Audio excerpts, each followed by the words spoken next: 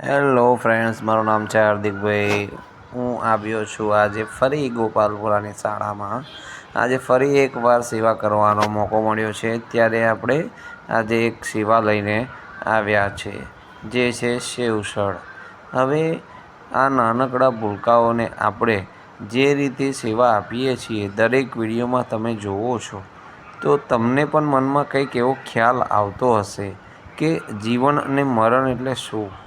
જીવન એ એક આપણે અધ્યાત્મના અંદર ડૂબી જવું, અને એ જ રીતે આપણે આ દુનિયામાં જે રીતે આવ્યા છે એમાં એક નાનકડું કર્મ કરીને આપણે પાછા જવું.